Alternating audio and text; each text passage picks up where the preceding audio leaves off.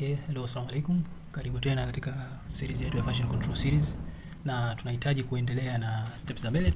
Tukiangalia some summary ambavyo vitu tumefanya, tutakuta tumeshafanya git overview, what is git, tushafanya some installations ya git, tushafanya configuration, lakini pia tushafanya kuona some guides for the commands from the man command na git help command, lakini pia tushafanya initialization ya git repository kwenye project zetu. So now we have, tunabidi tuna account kwa sababu assume kwamba project yako kwa sasa iko local kwenye kompyuta yako, lakini unahitaji kwamba umetoka umeenda sehemu nyingine, una kompyuta yako, unahitaji ku access project yako.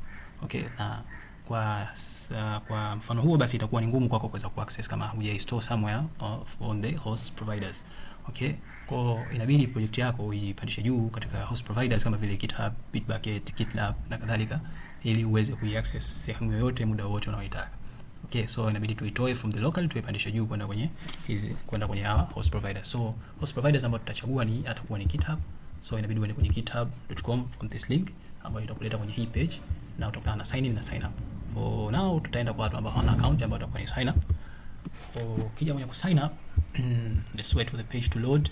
Ukija kwenye ku sign up utakaribishwa na small screen ambao utaambiwa ingiza email yako. Kwa let's assume kwamba email ni Swahili tc@gmail.com. Kwa utaingiza email hapo, then click continue kuweza kuendelea mbele.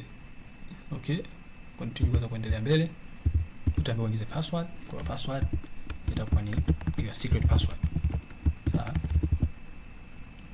Okay, password, utaweka password yako hapo.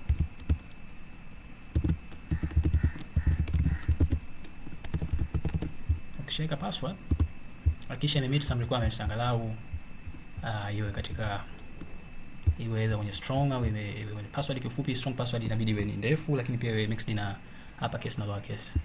Okay, so ukisha meet hizo requirements, unaweza kuweka username, ambapo username nadhani assume itakuwa ni tech Swahili. Then nasema username is not available, and that's my tz. Username now is available, then uta continue. So would you like to receive product updates announcement via email? Kwa unaweza type yes or no. Kwa for now let's make a yes.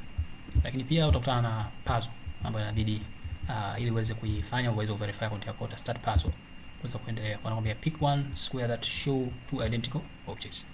Kwa square ambayo inaonyesha two identical objects, kwa kuangalia haraka. Okay, let's show two identical objects. Ngoja tuangalie two identical, this one. Okay, tunaendelea, inabidi hii hapa. Okay, na usubiri progress kufanyika, then unaweza create an account. So tutaenda mpaka mwisho, then anakuambia kwamba wametuma code kwenye email ya techswahili@gmail.com ambazo inabidi uziingize kodi hizo. So kwa kuendelea hapa, kuna kodi ambazo zimetumwa, utaziingiza hizo 9907. Inategemea na kodi zako, inabidi uingie kwenye email yako uingize hizo code. Ukishaziingiza hizo, you have to wait iweze kukudirect kuweza kuendelea mbele. Kwa utakuletea page, welcome to GitHub, we're glad you are here. Okay, so how many team members will be working with you? For now labda unaweza kusema tu okay, unaweza kukadiria just me au 2 or 5, kwa sababu this is a community, tuna expect kwamba tunafanya kazi na watu 10, 20. Okay, let me make 5 or 10. Sema hapa ni student, tunaendelea kwa video continue, lakini kumbuka unaweza ukaskip hizi steps. Okay, unaweza ukaskip, na kama kuna any specific features ambazo unazihitaji basi unaweza ukatiki, labda mimi nahitaji collaborative coding, lakini kama kwa sasa hivi uwezo jua, unaweza ukaskip hapa chini. Okay, kwa hiyo select features ambazo unazihitaji and then you can continue. So ukija mbele zaidi utaambiwa kuna some of information ambazo zimeingia, learn to ship software like a pro. Okay, GitHub gives student free access to the best developer tools so they can learn by doing. Okay, kwa kuna some of information ambazo zipo hapa kama vile student benefit, get additional student benefits. Wale wanafunzi ambao wana email ya chuo, basi hii ipo kwa ajili yao. Kuna benefits ambazo wanafunzi wanazipata hapa kwa wao, student developer pack zipo hapa na masuala mengine. So kwa sasa let me skip this na tusubiri kuweza kukaribishwa kwenye our GitHub page. So this is the page of Tech Swahili, na hii ndio itakuwa ndo GitHub account yako, na for the first time unaweza create the repo au repository yako ambayo unatengeneza repo yetu ya kwanza ukaita Tech Heroes. Okay, Tech Heroes hapo natoka na jina la repo yangu, description. For now sio lazima uweke, tunaiacha public, sina haja kwa add readme, then tuna create repository.